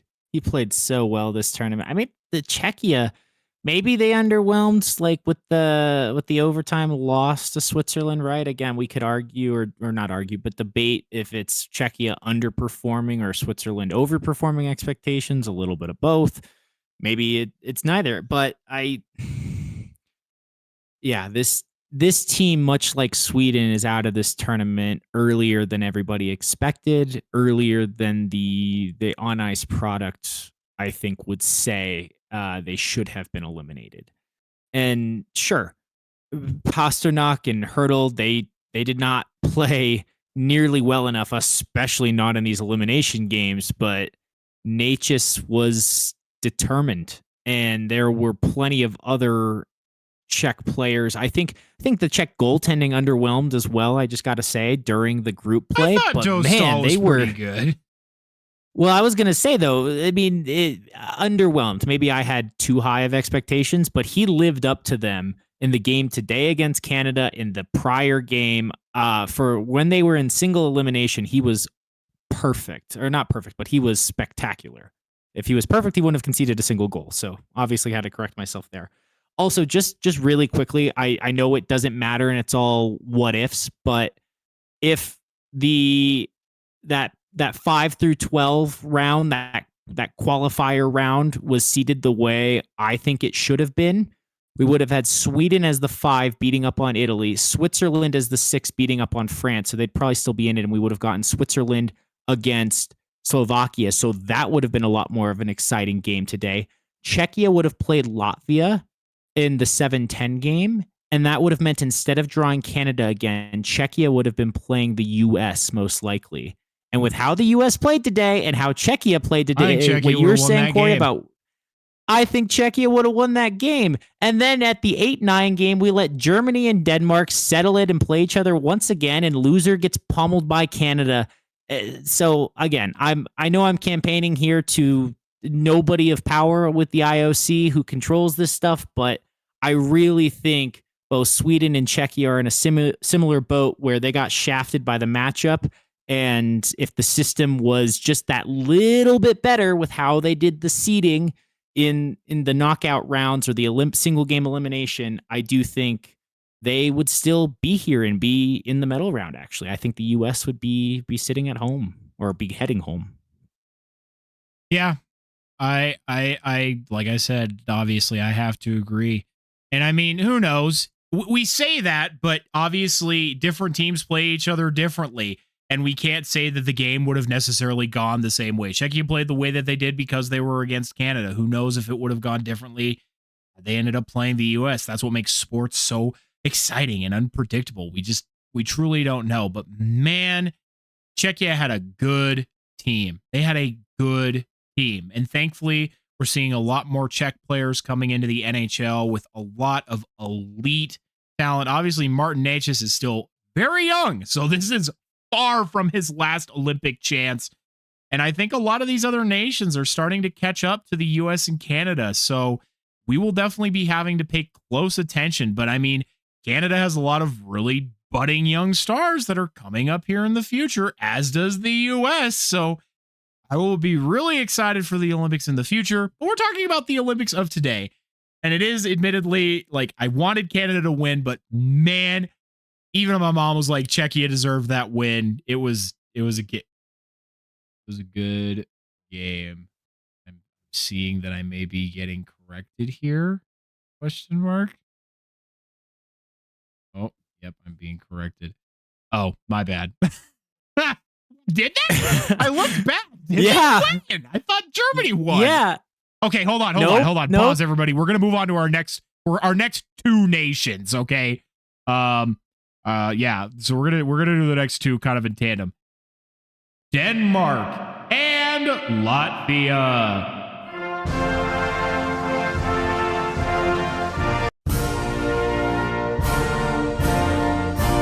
Giving some extra times for the anthems there. I want to apologize. I was going to say extra long pause. I know. I'm doing two, so I got to give space for both their anthems. I want to apologize to any Denmark or Latvia fans listening, if there are any, because I truly have so little to say about either team, and I think Dom's going to have some more to say. I don't want to say I was disinterested in their games, but the only win Denmark got was against Latvia, and Latvia only got one win against Germany. Neither team felt uncompetitive. They did always show up. They even gave some teams a scare. Like Latvia against the US was actually like stupidly entertaining, but they just didn't make any noise at this tournament or do much to capture at least my attention. They have never been particularly big names, but perhaps that is my own ignorance, and I am fully willing to own that. Overall, I just don't have a lot more to contribute about either, and I don't want to be artificial about it either and just inflate it and fluff it for no reason, but maybe Dom has something more to say about Latvia and Denmark.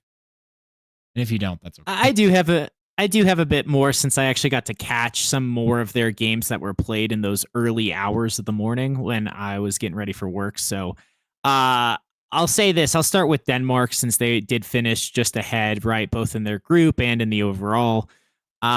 Denmark pushed Germany. I don't think Germany was expecting as much of a game from Denmark to open up pool play. No, Denmark did not win that game, but they were certainly in it. They pushed the U.S. They lost 6-3, but they kept the U.S. honest there. I think it was 2-2 at one point, or maybe it was like 2-3 before the U.S. pulled away from them as the game went on. But they were, like you were saying, showing some fight. And then Denmark, of course, did get the win over Latvia. Latvia, though, never has there been a more entertaining 5-1 loss. And that's what Latvia can do. This team they don't score a lot of goals, but when they're opportunistic and luck is on their side, they can really make it interesting. And they're the reason Germany was so maligned after, and what people are saying about them in their review, because Latvia beating Germany, I don't think most people expected, and people got to stop sleeping on Latvia. They're not this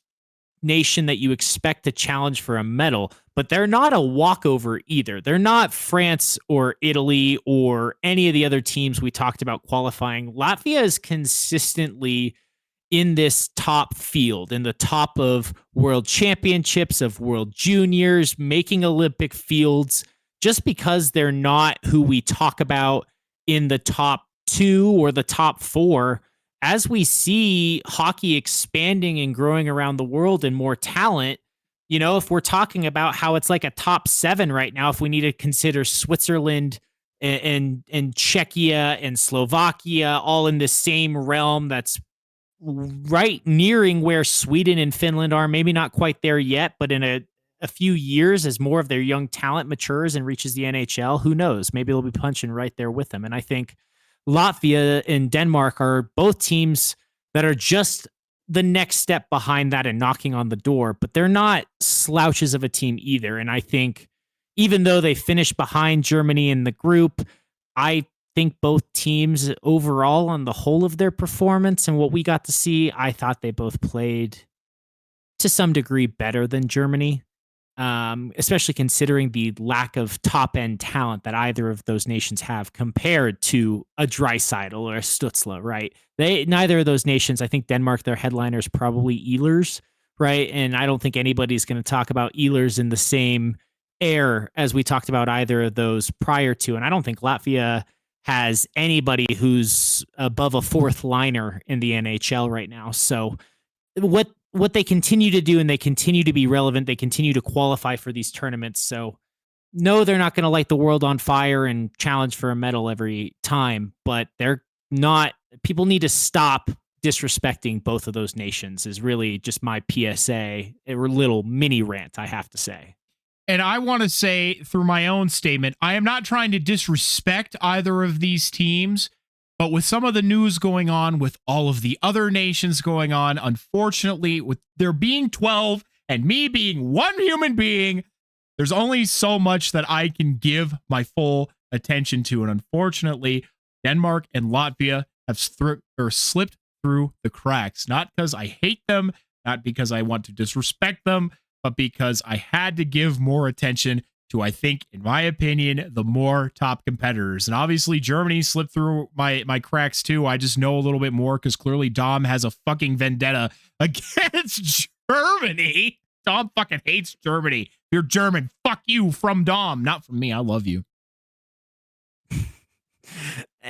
I'm gonna stay away from that one. But I mean, as I have some jokes up my sleeve, but with all of my, for those who don't know, I love to study the history of war and conflict around the world. And so the 1900s, the 20th century, more well put, and the major conflicts involving many nations of the world were fascinating to me. And I've studied a lot of the causes, the effects and such around the world. So just as a personal area of interest, and it's hard not to get into Germany's history when doing that. So anyway, I just think my thing isn't a vendetta against Germany. I'm just so sick of everyone underrating Latvia, and I underrated Denmark. And I was able to see in that first game against Germany that Denmark is better than I gave them credit for. And I think the media as a whole needs to recalibrate because Germany is not that far, if ahead at all, of these two teams. And so Latvia or Denmark beating a Germany or beating each other, it's not an upset. The media treats it like an upset, and that's my problem. So I'm doing a bit of an overcorrection where I think Germany is overrated, especially when compared to these teams of Denmark and Latvia with how underrated they are. I think both of these teams are live for an upset any game, any given day when they're in a tournament. I don't think we'll see Denmark or Latvia go winless in a tournament format very often the way we saw with France and Italy. So I think the way they're talked about and the way either of them or the fact that Latvia beat Germany was considered an upset, I don't think it was an upset to me personally. I think that is a very evenly matched game. So it's not a vendetta against Germany. It's just more of an overcorrection for how the media pumps up Germany and tears down Latvia and Denmark. And that's, I think, a very fair criticism. And I mean, there's always things that the media are unfortunately going to tear down. So I completely am with you there. And it'll be interesting to see them as we progress. And I mean, especially some of the younger talent coming out of it. God, I believe He was with Latvia, but there was an 18-year-old who was absolutely lighting guys up on the ice. His name is unfortunately eluding me, but man, he was noticeable every shift that he was out there. So, I mean, have to give credit where credit is due. And you're very right. They are poised to very seldom go winless. But we still got 2 more nations to go. So let's keep it rolling. France.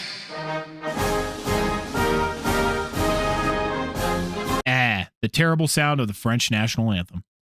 Alexander Texier was not the difference maker for the French. What a surprise! But what a way to go out for longtime NHLer and French national player and captain Pierre-Edouard Bellemare. He said that he physically feels like he could play in the 2030 Olympics, where he would be 44, closing in on 45 by then, which would be incredibly impressive, but he said he owes it to his wife and kids to stop. That is a brave and hard thing to do, and I feel the hardest thing for many NHLers or hockey players is knowing when to call it a career. Especially because for many players, hockey is their whole life and has been so from a young age. To move on to the next stage of your life can be incredibly difficult. Therefore, congratulations, Pierre, on a wonderful career. This segment is just so...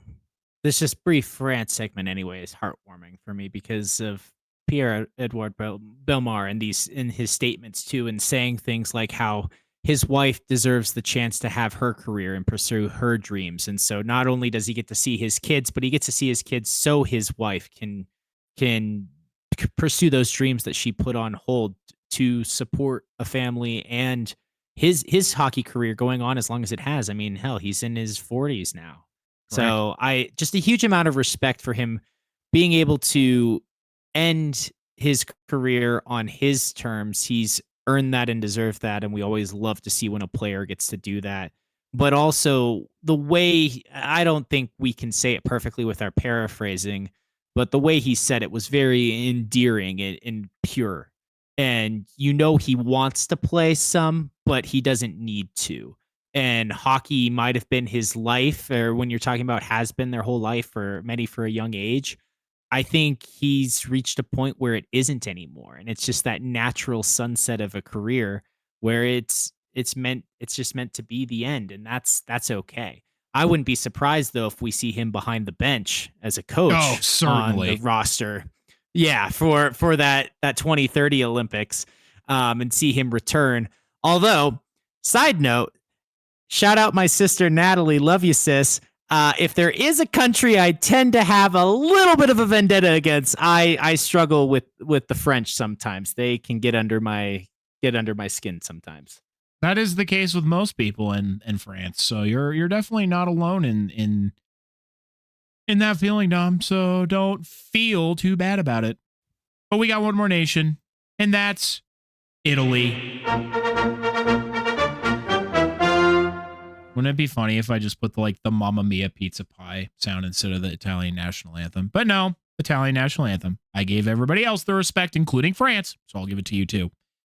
The ending we all knew was coming, but man, did we have some fun along the way. They opened the tournament with a near upset of Sweden, gave Slovakia fits, and then fell right back down to earth. But man, did they play with heart and tenacity. Despite being the only club with 0 NHLers on the roster, they truly looked like they could have stolen a game and blown the roof off of their home arena.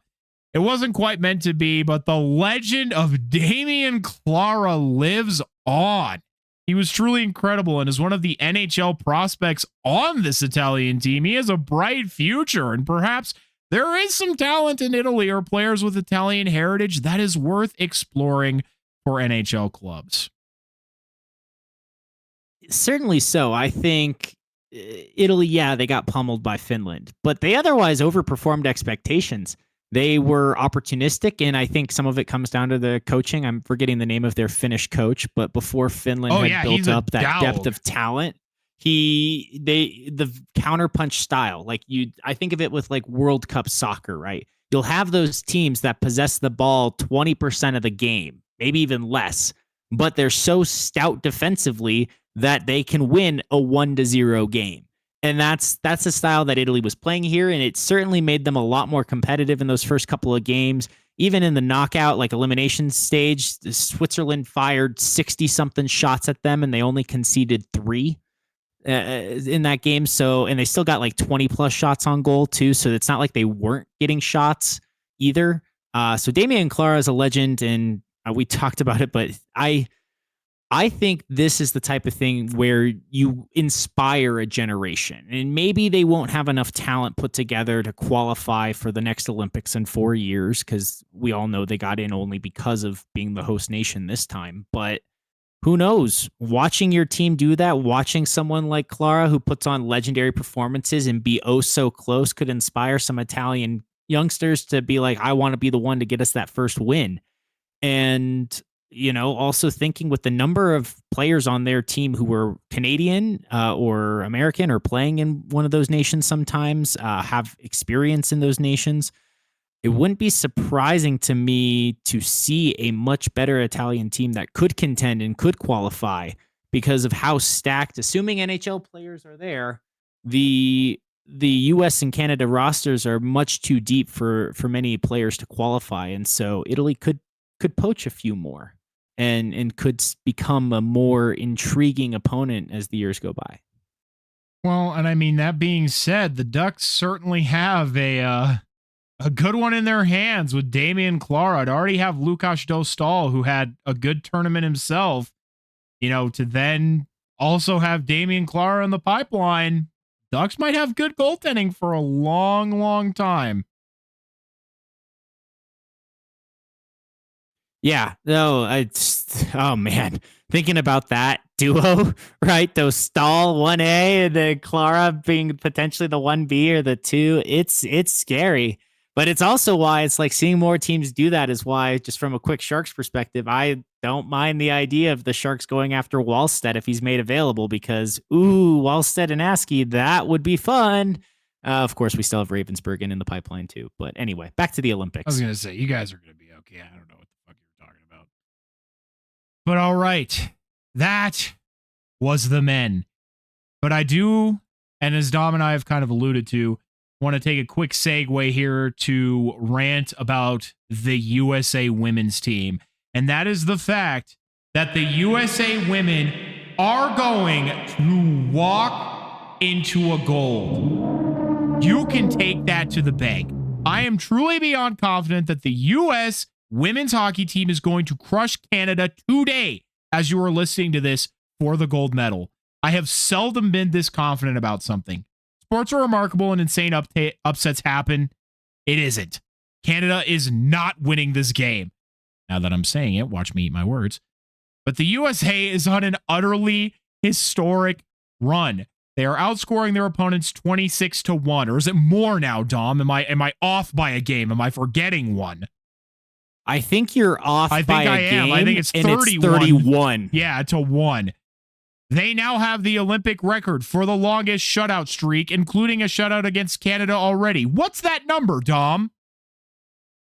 Oh, I thought you had it. Oh, there it is. Okay. I have it lower here. So the shutout streak and counting still 331 minutes and 23 seconds of game time. That's the longest ever, by the way. Now, while we're talking about it, go ahead. It's not just one goaltender for the U.S. Multiple of them have shutouts. But how about Aaron Frankel, the starter, sets the Olympic record with 3 shutout performances in a single Olympic Games. And I believe that is the record for men or women, just all-time Olympics record for the most shutouts by a single goaltender across a single games. And since we're not even done yet, who knows? She could log another one against 4. Canada. Yeah. Yeah. Now, as we've seen, teams have elevated heavily in these elimination games on both the men's and the women's side. That has not mattered against the U.S. They still walk all over whoever they had to play to get into the final. It has mattered for Canada. The pressure the Swiss put on them and nearly created the upset. And they only got the win because their captain, Marie Poulin, was able to play in that game. Captain Clutch is a great nickname and is fitting for the GOAT of women's hockey, but it won't make a difference against the U.S. Canada is too heavily reliant on Poulin alone, currently, and are in danger of buckling under too much pressure. pressure the well-oiled depth machine of the U.S. is able to put on. This isn't just me making this assertion from this tournament alone. As we talked about last week in all the recent series and contests of USA versus Canada, the USA has shown over and over that they can beat Canada and beat them convincingly. Barring a straight-up miracle, I do not believe Canada will win now. This isn't even homerism either, or nationalism, or patriotism. I love rooting for Team USA in every other sport, but hockey is just a different beast for me. If I had my way on the men's side, I want a Canada-Sweden final. I just simply cannot deny the absolute dominance that the U.S. women have shown this tournament, and it is historic. And while it isn't impossible, I would truly be stunned, as I'm sure they would as well, if a collapse happened now. Who knows? By the time you're listening, the game will likely have already been played out and medals awarded, and I will either look like an oracle or a fool. Well, I'm right there with you. So we either look like oracles together or fools together, because this U.S. team has been different. And I know I talked about it in some of the stats and how Canada has the most gold medals, but this is different. This U.S. team from the jump of this tournament has just been merciless with their dominance of opponents. It's coming all across the roster scoring. The defense has been really impeccable. And the goaltending, 1 goal allowed in the entire tournament, out shooting opponents 254 to 95 on shot differential. That it's absurd. Man, this team, Canada has not shown any degree of competitiveness remotely at this level. It would be honestly a travesty if Canada wins. Considering all of the Canadian rosters who deservedly did best the U.S. and did win by multiple goals sometimes, that has happened in the past, right? The U.S. has been shut out in a gold medal final by Canada. It's the U.S.'s turn. This roster, it deserves a dominant gold victory. And really the only thing I can see preventing that is Poulin donning the cape and just drinking whatever Captain America has in him, like just some super soldier serum to let her just go truck everybody, because otherwise the U.S. is too fast and too deep. Poulin can't be out there the entire 60 minutes, so the U.S. should win this game. That bronze medal game I mentioned, though, Sweden's got a lot more offense, and they were in Pool B, so they didn't get nearly as much attention during these games versus Switzerland's defensive style. That is going to be... I'm almost more excited to watch that game because I think it could be very enticing, and I have no idea which way it'll go. Yeah, exactly right. So be on the lookout for that tomorrow. I think USA is about to add a goal to their count and hopefully, increase their medal count a little bit because, man, they are not the dominant powerhouse in the Winter Olympics as they are in the summer. But thank you, Dom. Speaking of gold medals. Not everybody can be Norway. Yeah, no, seriously. Not everybody can be Norway. This is their one time. Small nation, but they're all like super competitive and athletic. I read an article about it. Maybe it's not the right format here, but Norway's dominance at the Winter Olympics is fascinating and should be studied if it hasn't already been. Yeah, they've released a couple good pieces onto why Norway is so dominant. We won't talk about it here, but go and look those up, everybody. It's genuinely really interesting, and I think puts life here in the States into perspective a little bit. I'm not saying for better or for worse, but I'm just saying it puts it into perspective. So at least, especially with youth sports. So go give it a read. It's very interesting. But thank you, Dom. Speaking of medals, Dom has kindly reminded me to talk about women's monobob, and it's just a brief segment here, and that is Ilana Myers-Taylor, who at her 5th Olympics, at 41 years old, she has been a dominant monobob figure for years and years and years and years. She has finally captured her first gold medal. She has multiple bronze, multiple silver, has never in 5 Olympics, never managed to win a gold medal. And she did it here. And my God, if you were not crying your eyes out when you saw her do it, you are not a human being. Both of her children are deaf.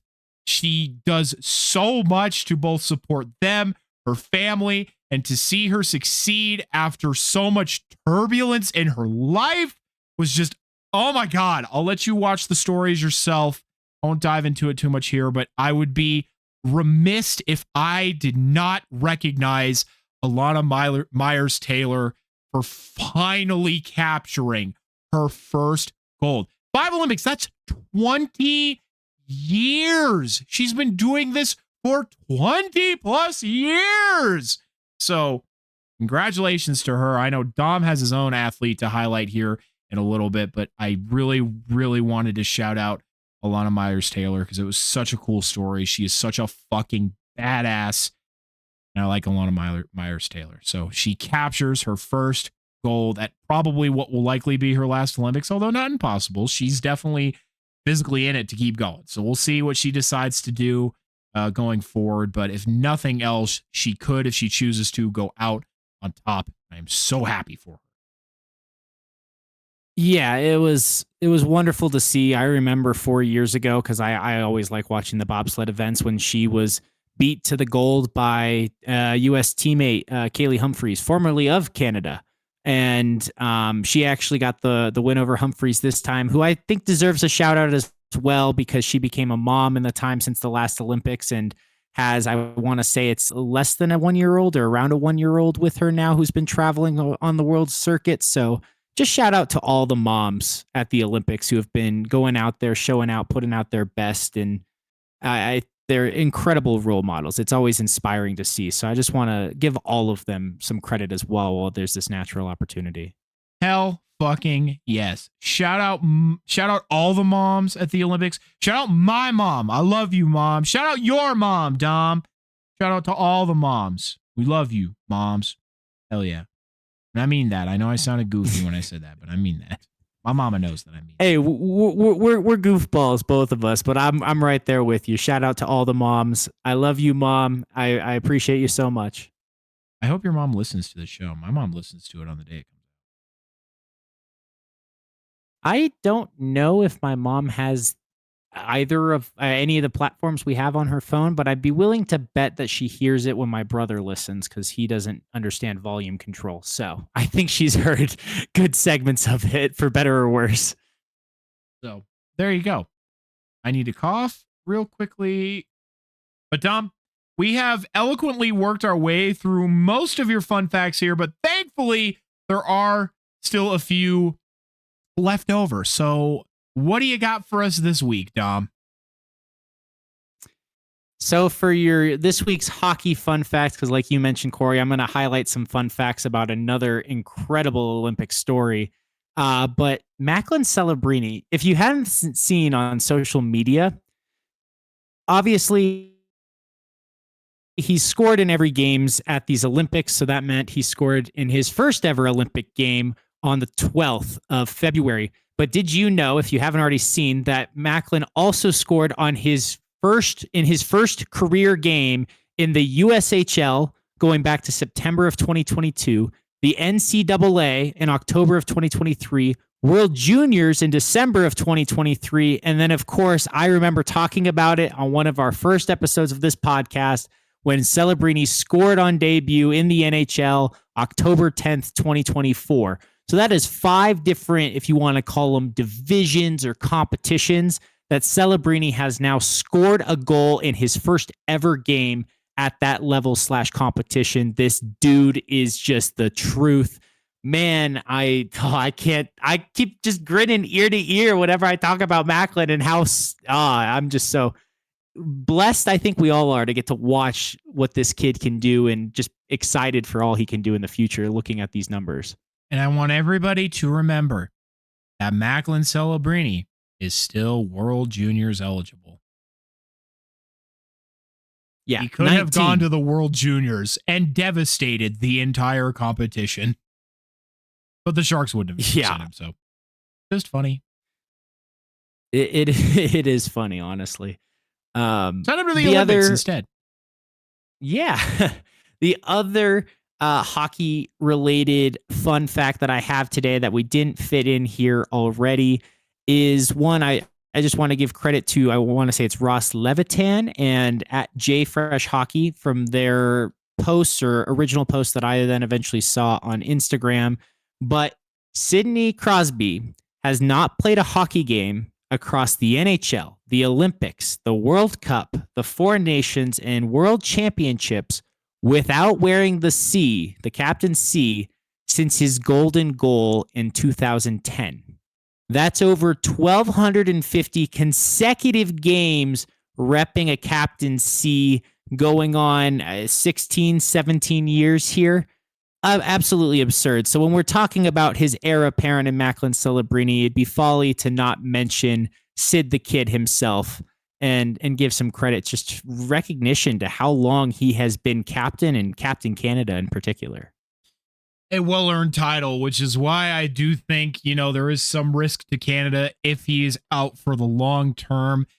He does have a day here, and God, he seems like the kind of guy who would be willing to push through something just to play. So we will see, as Canada foolishly did not bring any backup players. Don't know why that was the decision that they made, but Canada made a couple silly decisions overall. So what's one more?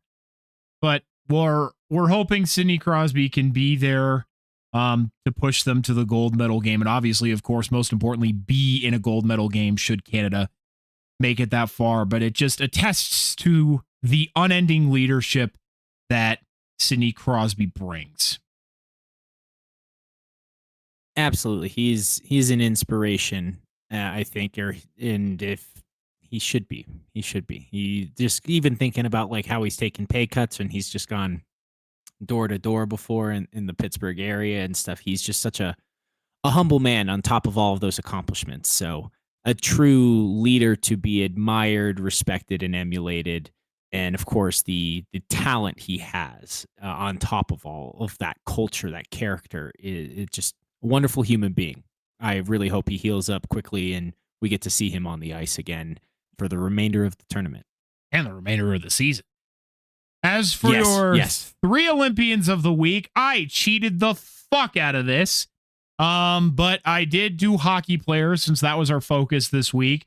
For number 3, we have the Slovakians in Dalibor Dvorsky, Juraj Slafkovsky, and their goaltender. Oh God, I think it's Haval. What do you say? I think it's Haval. Yeah, Levi. Or Levi. It's Levi. Thank you, Levi. Thank you, Dom. Yes, and their goaltender Levi, who has definitely been a difference maker. Number 2, Martin Necas, sitting alone in that position because he deserves it for being Czechia's best player. And number 1, Connor McDavid and Macklin Celebrini, who are absolutely leading Team Canada to victory. The somehow points record for Olympics is 11, which seems absurdly low to me because Connor McDavid is already at that number. He's going to beat it at this tournament. Let's be so unbelievably real with ourselves here. Macklin Celebrini will probably also pass that number this tournament. So just silly amounts of dominance from today's NHL players. They are the best after all. But Dom, you have somebody you would like to highlight as well. Yeah, I didn't want to take away from our 3 Olympians of the week, so I just crowned one king, as has been done by the announcers. For anyone who has not been watching any of the cross-country events, Johannes Klæbo, King Klæbo, right? He has gone 5 for 5 with gold medals in every event he has participated in this Olympics so far, which is tied for the most gold medals won at a single Olympic Games. I think that's an Olympic Winter Games. I got to double check myself. But not only that, he has joined the elite club with Michael Phelps as the only Olympians of all time, winter or summer, to win 10 or more gold medals in their career. I'm pretty sure Klæbo has one more event, so he could make it 6 gold medals in a single games. He could take that record outright and further himself in that club with Michael Phelps.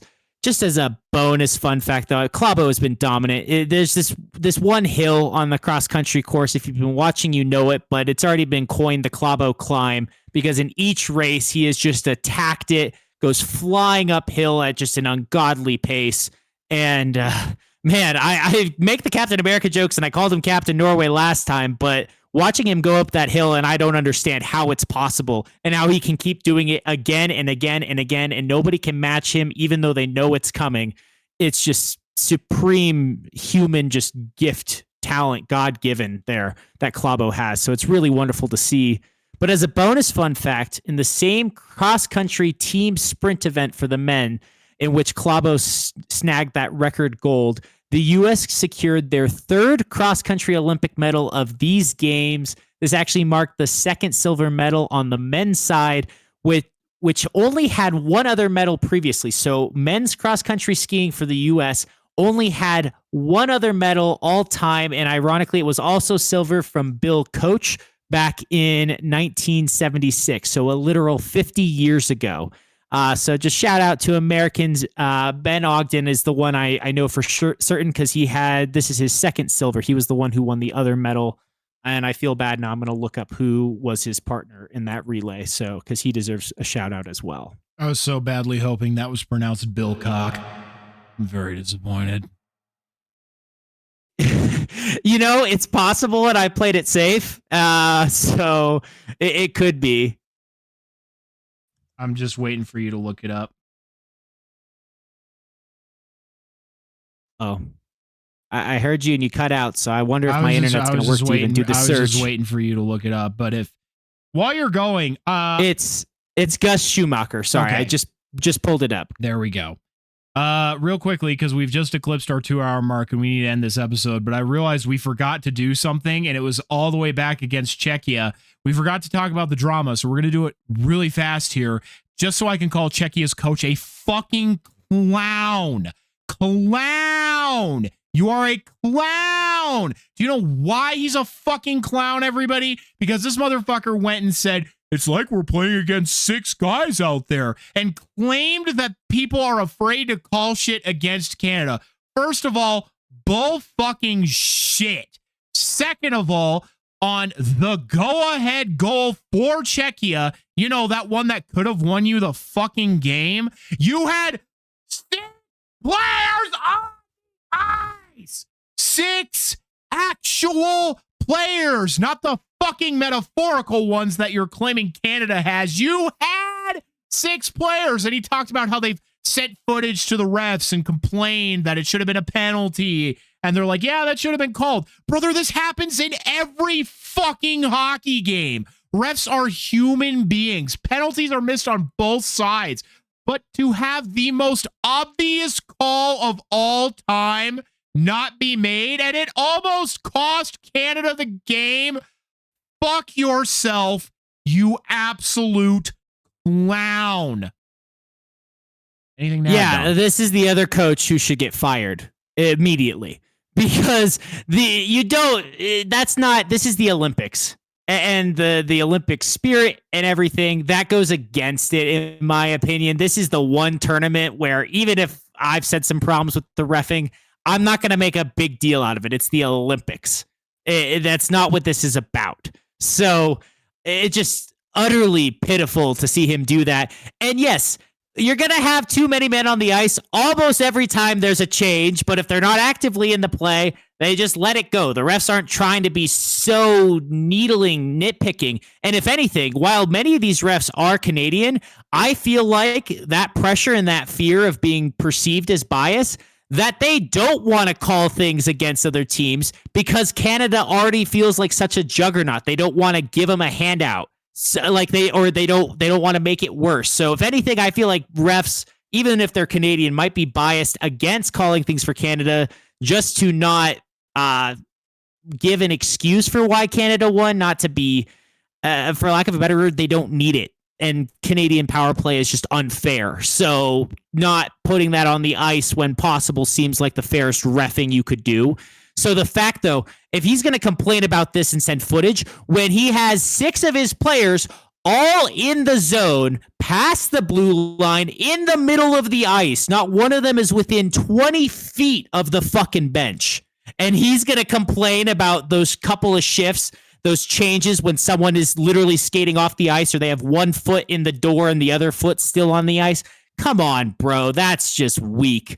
As much as Sweden's coach needs to be fired for mismanagement, Czechia's coach has my ire to such a greater degree and deserves to be fired tomorrow, and it's still not soon enough. Yeah, so suck on my wiener, Czechia coach. Fuck off. I like your team. I don't like you. Classless. Well, the clock is counting down to the final horn. You have no idea why we're laughing again. We really appreciate you taking the time to listen to this episode of the Captain Avalanche Fancast. If you have something you want to know about the Avalanche, Sharks, or just hockey in general, reach out to us on our socials or email, and we'll be happy to try and answer it. The best thing you can do if you like what we're doing here is to follow us on whatever platform you're using and sharing this podcast everywhere you can with everyone you can. The Olympics are winding down. We got one more week to talk about it before we move back into your regularly scheduled programming. In fact, next week is when the first Avs game resumes. So I'm Captain Avalanche Corey. And I'm Dom from the Tank. Check out our new episodes every Thursday. Thanks, everyone.